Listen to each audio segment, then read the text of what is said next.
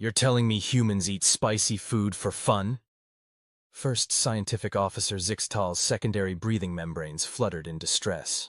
As in, they deliberately consume chemical compounds that cause pain? Oh, that's not even the weird part, Security Chief Cara Rodriguez replied, taking another bite of her ghost pepper curry. She savored the look of horror on the Arcturian's face as she continued eating what he probably considered a weapon of mass destruction. Wait until you hear about what we do for entertainment.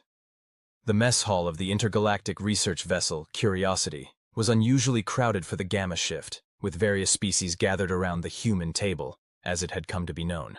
It wasn't official policy or anything, just that most other species preferred to keep a safe distance from the apparently suicidal eating habits of their human crewmates. I refuse to believe any sapient species would voluntarily jump out of a perfectly functional atmospheric vehicle, Science Officer Meep chirped, their crystalline antenna vibrating with skepticism.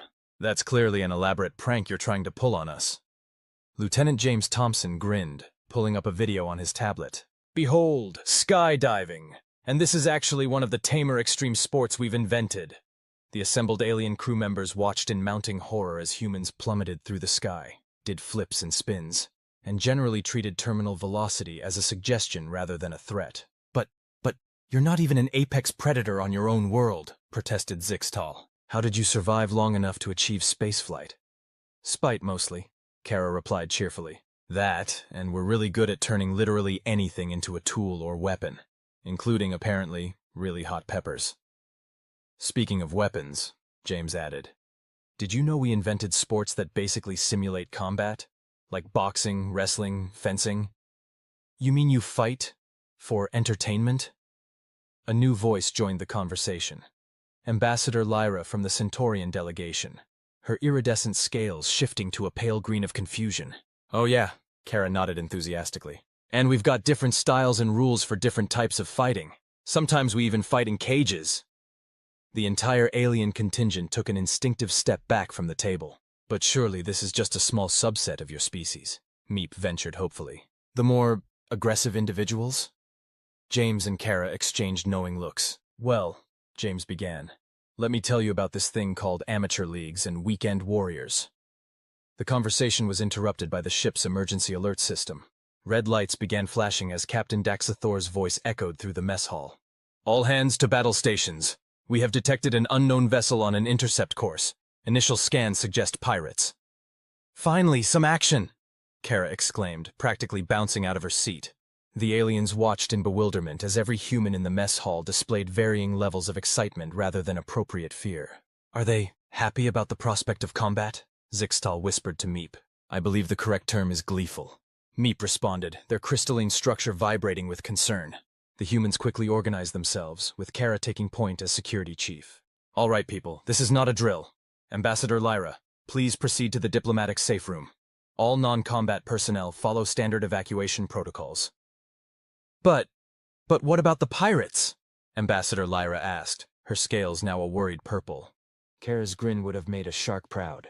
Oh, don't worry about them. They're about to learn why humans are classified as Class 12 Deathworld species. As the crew rushed to their stations, the pirates made their first mistake. They attempted to dock with the Curiosity using standard boarding procedures. Are they cutting through the hull? James asked, monitoring the security feeds. Oh, bless their hearts, Kara cooed in a tone that suggested imminent violence. They think we're going to be easy prey. The security feed showed the pirates, a mix of Thoraxians and Velspari raiders, cutting through what they thought was a vulnerable section of the hull. What they didn't know was that humans had long ago mastered the art of turning defense into offense. Hull breach in Section 7G, the ship's AI announced calmly. Initiating human security protocol, Home Alone. The alien crew members who remained at their posts watched in fascination as the humans implemented what they called passive defensive measures. These included, but were not limited to, artificially induced gravity fluctuations, corridors that could suddenly become incredibly slippery, and defensive foam that hardened on contact with non-authorized biosignatures. Did you name your security protocols after an ancient human entertainment video about a child defending his dwelling? Zixtal asked, having recently been introduced to Earth cinema. Of course we did, James replied proudly. That movie is basically a training video for human ingenuity in defensive warfare. The first wave of pirates made it through the hull, only to find themselves bouncing between ceiling and floor as the gravity shifted unpredictably. Those who managed to keep their footing slipped on the suddenly frictionless floor panels, sliding right into walls that sprayed them with quick hardening foam. "This is the most ridiculous defense strategy I've ever witnessed," Ambassador Lyra commented from her safe room, watching the security feeds with a mixture of horror and fascination. "But it's working," Kara pointed out gleefully. "And we haven't even gotten to the fun part yet." "There's a fun part?" Meep asked weakly. As if on cue, the ship's speakers began blasting what the aliens recognized as human music, specifically what humans called heavy metal. "Is this really the time for musical entertainment?" "Oh, it's not for entertainment," James explained, grinning as he checked his tactical display. "It's psychological warfare, plus it helps us get in the mood." The remaining pirates, those who hadn't been incapacitated by the passive defenses, found themselves facing something far more terrifying. Humans who had been cooped up on a research vessel for months, finally given an excuse to engage in what they called recreational violence. Kara led her security team through the corridors, moving with what the aliens could only describe as disturbing enthusiasm. The humans had donned their combat gear, which seemed to include an unusual number of pockets filled with what they called improvised solutions. "Did your security chief just take down a Thoraxian warrior with cleaning supplies?" Ambassador Lyra asked, her scales shifting to a confused yellow. "Probably," James replied casually. "Kara's really good at combining household items into weapons. She says it's a hobby." The pirates, who had expected to find a soft target in a research vessel, instead found themselves facing what appeared to be a ship full of combat enthusiast MacGyvers, who had been waiting for an excuse to test their creative security solutions. "Watch this," James said proudly, pulling up a new security feed. "This is my personal contribution to the defense systems." The aliens watched as a group of pirates turned a corner, only to be met with what appeared to be a swarm of small maintenance drones. The drones, however, had been modified with what looked suspiciously like kitchen implements. "Are those cooking utensils?" Meep asked incredulously. "Yep," James beamed. "Turns out an egg whisk makes a pretty effective close-range tangle weapon when you spin it fast enough. And don't get me started on what we did with the potato mashers." The battle, if it could even be called that, was over surprisingly quickly. The pirates found themselves thoroughly outmatched by a crew that seemed to treat combat like an entertaining break from their regular duties. "All hostile forces have been neutralized," the ship's AI announced. "No casualties.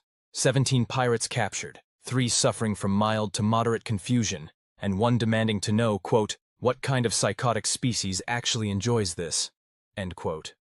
"Well," Kara said, returning to the bridge with what appeared to be kitchen cleaner in one hand and a modified welding torch in the other. "Should we explain it to them?" The captured pirates were gathered in the ship's main cargo hold, most of them still trying to process exactly how they'd been defeated by what appeared to be a combination of playground pranks, household items, and enthusiastic humans. "I don't understand," the Thoraxian captain admitted, still partially encased in hardened security foam. "Your ship is classified as a research vessel. You're scientists." "Oh, we are," James agreed cheerfully. "But you see, humans have this amazing ability to be multiple things at once. For instance, I'm a quantum physicist who also enjoys martial arts and building combat drones in my spare time. And I'm a security expert who likes to experiment with creative applications of cleaning supplies," Kara added. "Did you know that some of our strongest cleaning products are basically mild acids?" Really makes you think about the possibilities. The pirates looked increasingly disturbed as more of the crew shared their hobbies.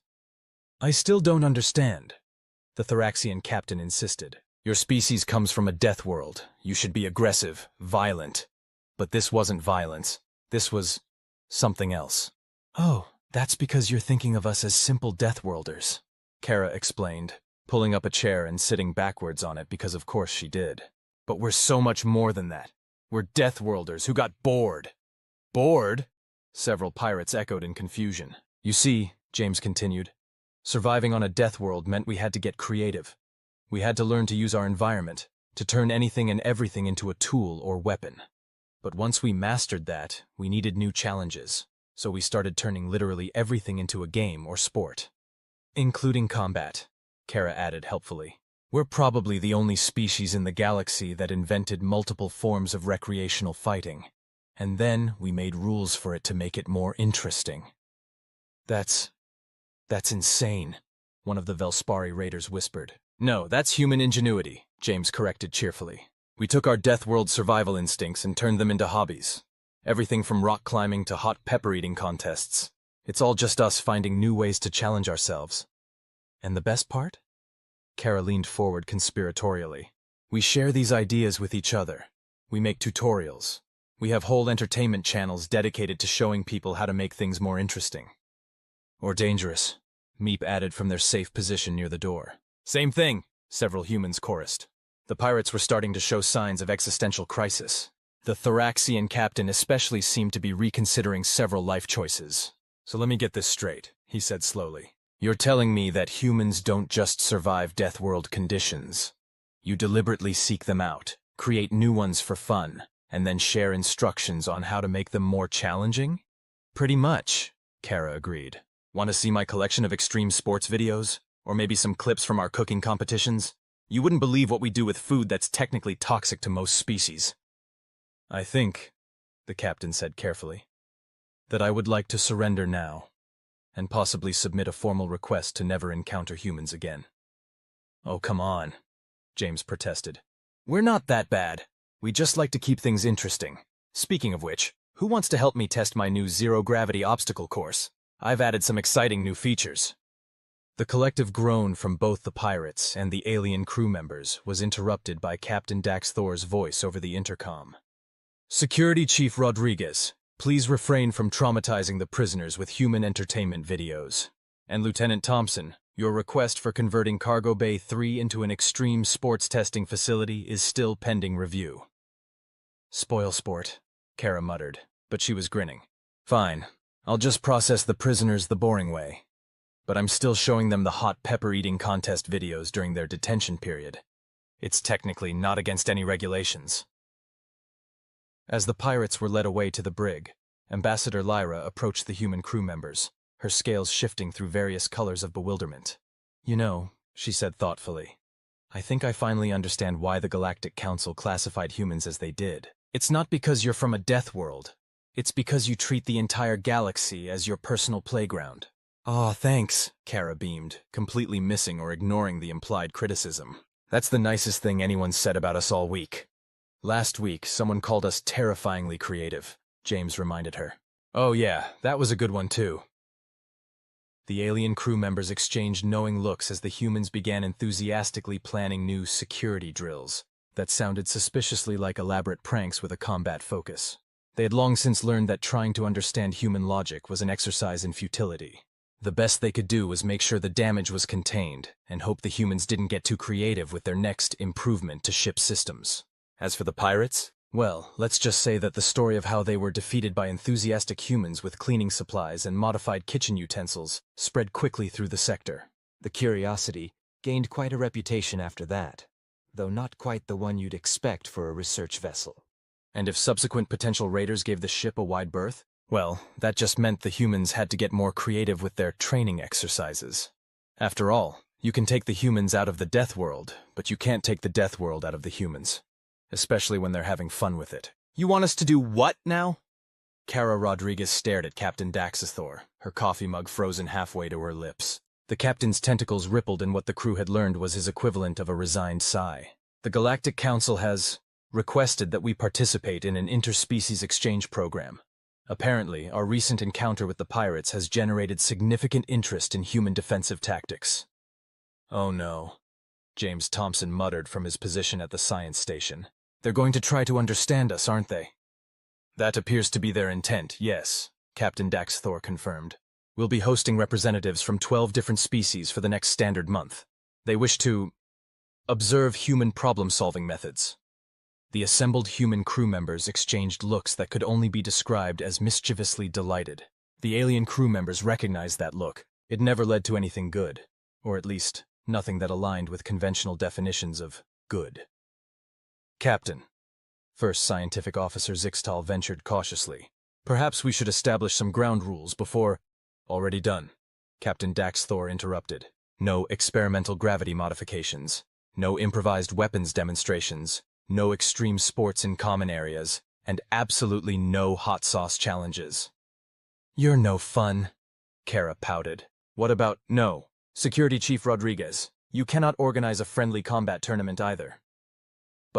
Or a scavenger hunt involving the ship's maintenance tunnels. What if the ventilation system is also off limits? James raised his hand like an eager student. Question.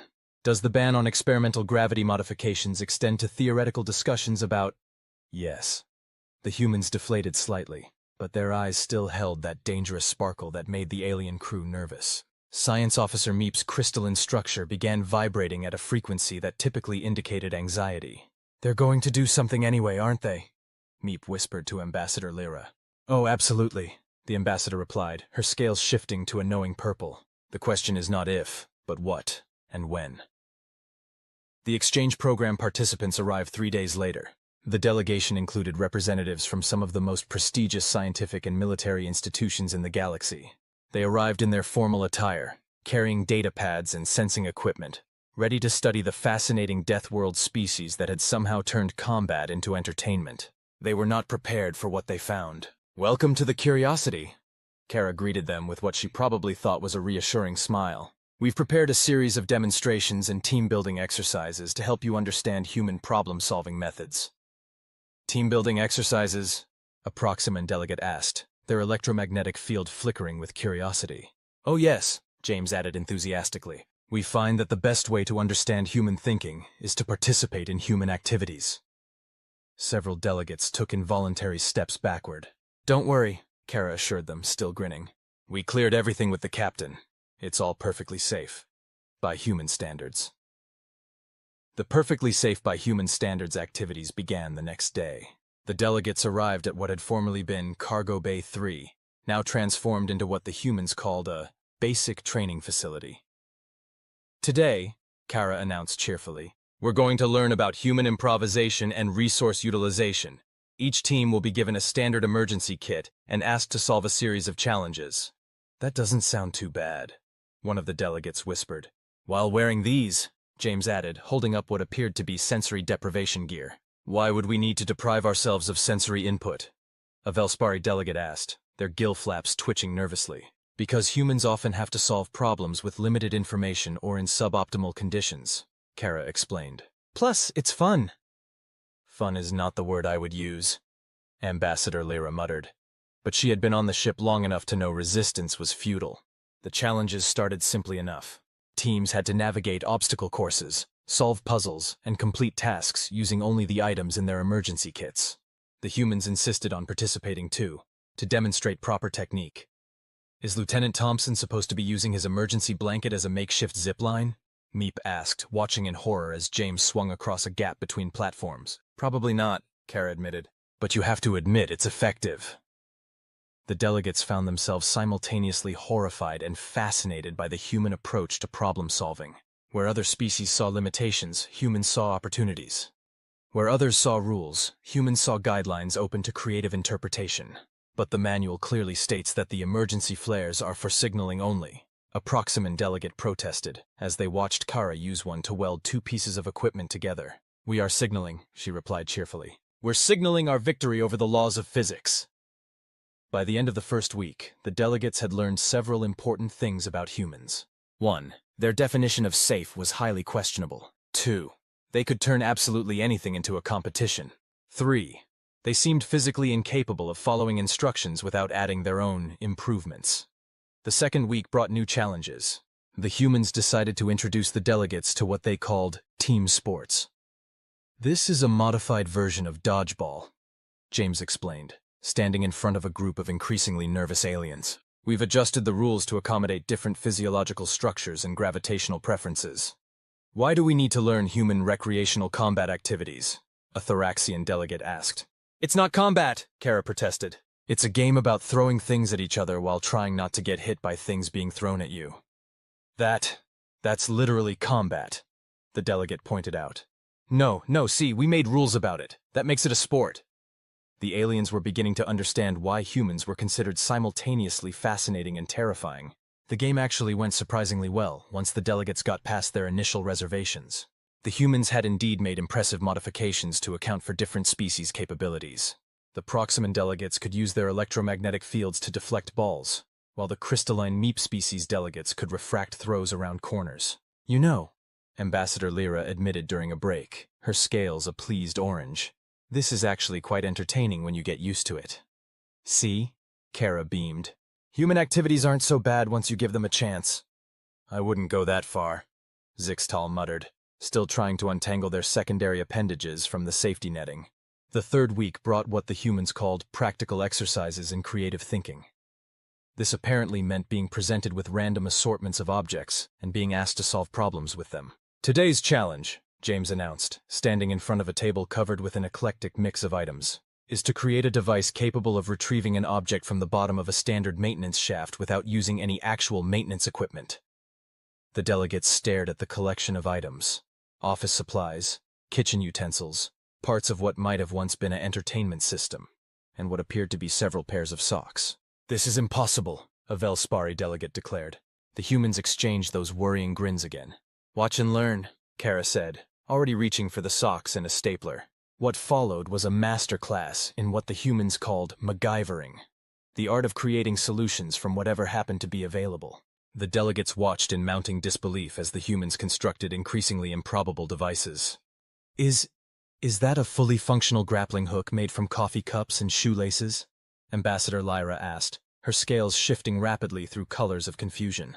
Yep, James replied proudly. Want to see how we made the release mechanism from a spring-loaded stapler? By the final week, something unexpected had happened. The delegates, who had arrived seeking to understand human combat tactics, had instead gained insight into something far more fundamental: the human drive to turn everything, literally everything, into an opportunity for innovation, competition, or preferably both. I think I finally understand, the Proximan delegate announced during the closing ceremony. The reason humans are so formidable isn't their Deathworld origins or their physical capabilities. It's their ability to look at any situation, no matter how serious or dangerous, and ask themselves, how can we make this more interesting? "Ah, you guys are getting it," Kara exclaimed. Group hug? The delegates had also learned to recognize that particular tone in a human's voice. They scattered with impressive speed. Too soon? She asked innocently. Maybe give them another month or two, James suggested. They're still processing the extreme musical chairs incident from yesterday. Hey, no one got seriously injured. The fact that you had to add seriously to that statement proves my point. As the delegates prepared to depart, they submitted their final reports to the Galactic Council. The reports were interesting. Conclusion: humans do not merely survive despite their Deathworld origins. They have fundamentally altered their relationship with danger and challenge. Where other species seek to minimize risk, humans actively create new forms of it, then establish rules to make it sporting. This makes them simultaneously more and less dangerous than previously believed. Additional note, one delegate added: never, under any circumstances, allow humans to become bored. The results are unpredictable. Back on the Curiosity, life returned to what passed for normal when humans were involved. Well, almost normal. Captain, Kara called out during the next staff meeting. Since the exchange program was such a success, I had some ideas for our next diplomatic initiative. No. But I haven't even... Still no. What if we just... Security Chief Rodriguez, I appreciate your enthusiasm, but I don't think the galaxy is ready for another round of human team-building exercises just yet. Fine, Kara sighed dramatically. I guess I'll just have to focus on improving our internal training programs instead. Hey James, how do you feel about underwater zero-gravity paintball? The captain's tentacles drooped in resignation as the humans began excitedly planning their next improvement to standard procedures. The alien crew members exchanged knowing looks. Life aboard the Curiosity was many things, but it was never, ever boring. And really, wasn't that the most human thing of all? The Galactic Scientific Conference has accepted our paper, James announced during breakfast, causing several alien crew members to choke on their morning nutrients. Which paper? Captain Daxthor asked warily, his tentacles already shifting into what the crew recognized as his preparing for human chaos position. Creative problem-solving in crisis situations. A human perspective, Kara replied proudly. They want us to present our findings from the exchange program. No, Captain Daxthor said immediately. But, absolutely not. We already got approval from Fleet Command, James added cheerfully. They think it's a great opportunity for interspecies scientific cooperation. The captain's tentacles drooped in defeat. They don't know you're planning to include practical demonstrations, do they? Of course not. Kara grinned.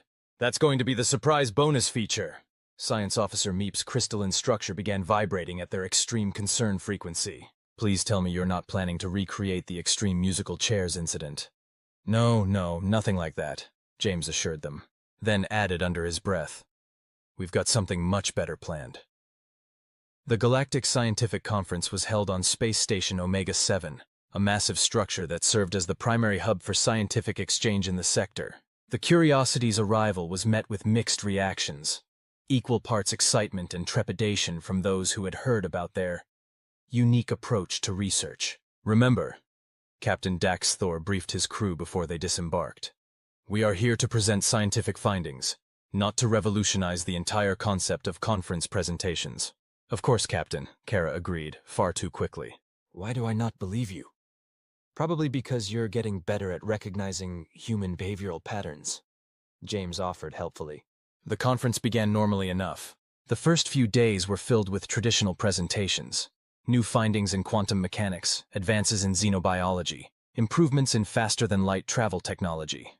The human crew sat through these sessions with what appeared to be perfect attention, though their alien colleagues noticed them passing notes and occasionally suppressing suspicious giggles. Then came their presentation day. Ladies, gentlemen, and beings of all configurations, Kara began, standing at the podium in the main presentation hall. We're here to discuss human problem-solving methodologies in crisis situations, but rather than just tell you about it... Oh no, several alien delegates muttered simultaneously. We're going to demonstrate, James finished, stepping up beside her. Could everyone please check under their seats? The assembled scientists found sealed packages containing what appeared to be emergency equipment. Don't open those yet, Kara advised. First, we need to set up the scenario. James, if you would. James activated a holographic display, showing a complex maze-like structure. This is a simplified version of a standard emergency scenario. Your goal is to navigate from point A to point B while solving various challenges along the way. Using only the items provided, Kara added. And yes, this is a competition. The winning team gets bragging rights and a special prize. Is the prize more emergency equipment? A Velspari scientist asked dryly. Actually, it's a year's supply of human coffee, James replied. Which, as our alien crew members can attest, is quite valuable for dealing with humans. This actually generated some interested murmurs from the crowd. Human coffee had become something of a legendary substance in diplomatic circles, known for its ability to help non-humans cope with human-induced stress. Now, Kara continued, please open your packages and form teams of 4.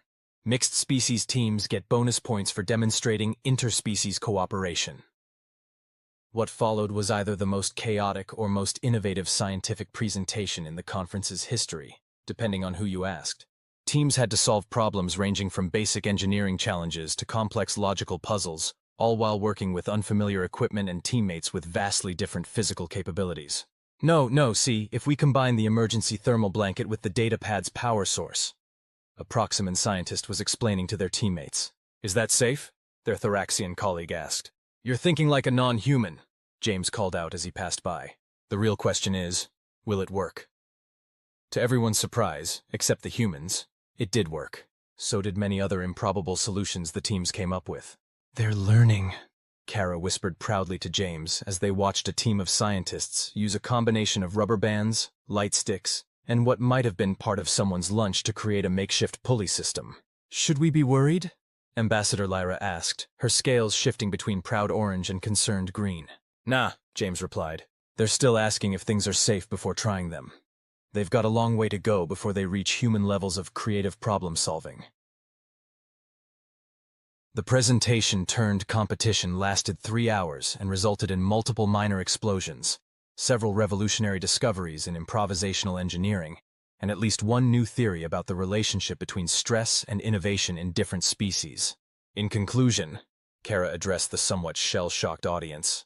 Human problem-solving methodologies can be summarized in 3 main points. 1. Anything can be a tool if you're creative enough. 2. Rules are more like guidelines when survival is on the line. And 3. Everything is more effective if you make it fun.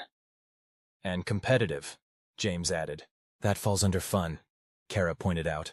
The response to their presentation was mixed. This was the most irregular scientific presentation I've ever witnessed.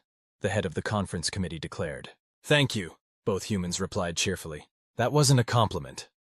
We're choosing to take it as one, Kara explained. It's another human trait, optimistic reinterpretation of criticism. The committee head's appendages twitched in what might have been exasperation or amusement. It was hard to tell with Centaurians. Nevertheless, I cannot deny that your unconventional approach has generated more practical data about crisis response and interspecies cooperation than any previous study. Does this mean we can do it again next year? James asked hopefully. Absolutely not. We'll take that as a maybe, Kara whispered to James. The conference's unexpected success had some interesting consequences. Several scientific institutions began incorporating what they called human-inspired practical methodology into their research programs. This mostly meant encouraging researchers to occasionally ignore standard procedures and see what happened.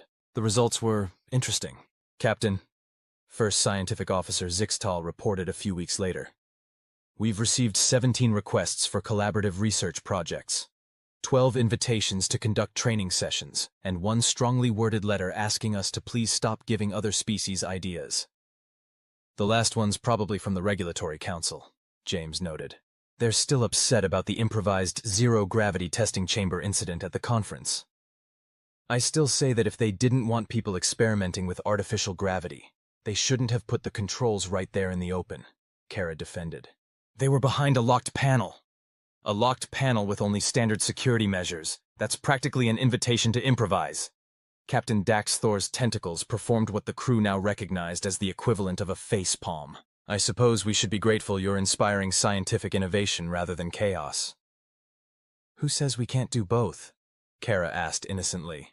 The captain chose not to respond to that, instead focusing on the more immediate concern. The Galactic Science Academy has requested that we document our methodology for their archives. Ooh, can we make it an interactive document? James asked excitedly. No. What about a hands-on training manual? Definitely not. A video series with practical exercises? The captain's tentacles drooped in resignation. Just try to keep property damage to a minimum this time. No promises! Both humans chorused. As the Curiosity prepared for its next mission, the crew couldn't help but notice that their human colleagues seemed even more enthusiastic than usual. Should we be worried? Meep asked Ambassador Lyra as they watched Kara and James huddled over a data pad, occasionally bursting into suspicious laughter. I've learned that with humans, the answer to that question is always yes, Lyra replied, her scales shifting to a resigned blue. The real question is, do we want to know what they're planning? They looked over at the humans, who were now making explosion sounds while gesturing enthusiastically. Perhaps not, Meep decided. And so the Curiosity continued its mission of scientific exploration, its human crew members steadily reshaping the galaxy's understanding of research methodology, crisis response, and the fine line between innovation and chaos. The alien crew members had largely given up on maintaining traditional scientific protocols, and instead focused on damage control and documenting the surprisingly effective results of human improvements. After all, as James liked to point out, some of humanity's greatest discoveries had started with someone asking, I wonder what happens if I try this? To which Kara would usually add, and how can we make it more interesting? The galaxy might never be quite the same, but maybe that wasn't such a bad thing. As long as you kept the humans supplied with coffee and interesting problems to solve, they could actually be quite productive. Just don't let them get bored. The galaxy wasn't quite ready for that level of human creativity. Yet. The end.